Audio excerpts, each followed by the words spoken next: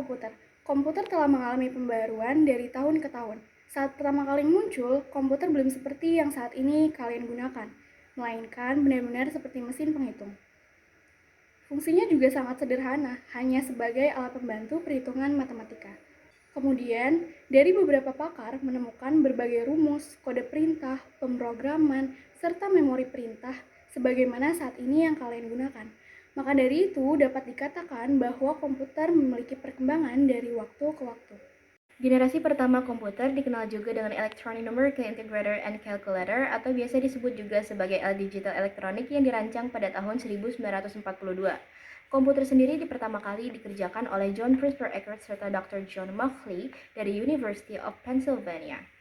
Pada mulanya, istilah komputer menjadi julukan bagi seseorang yang ahli di bidang aritmatika, baik dengan menggunakan alat hitung maupun tidak menggunakan alat hitung.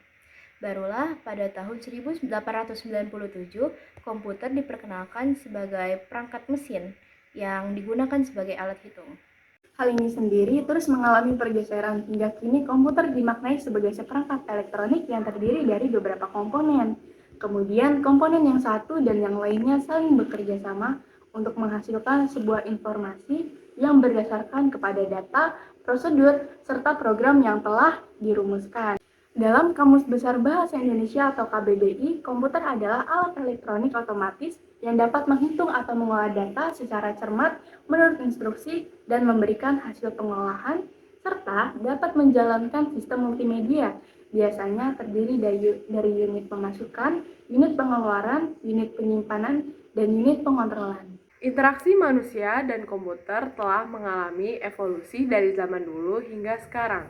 Beberapa perbedaannya antara lain, yang pertama ada zaman dulu antarmuka pengguna komputer lebih terbatas, umumnya menggunakan teks dan perintah yang harus diketik secara spesifik.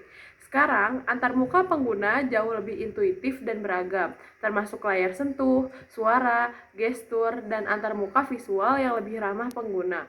Kedua, ada perangkat komputer zaman dulu memiliki keterbatasan kinerja dan kecepatan dalam memproses informasi. Saat ini, dengan kemajuan teknologi, komputer dapat melakukan tugas-tugas kompleks dengan cepat dan efisien. Ketiga, zaman dulu aksesibilitas terhadap komputer terbatas pada beberapa orang yang memiliki pengetahuan khusus.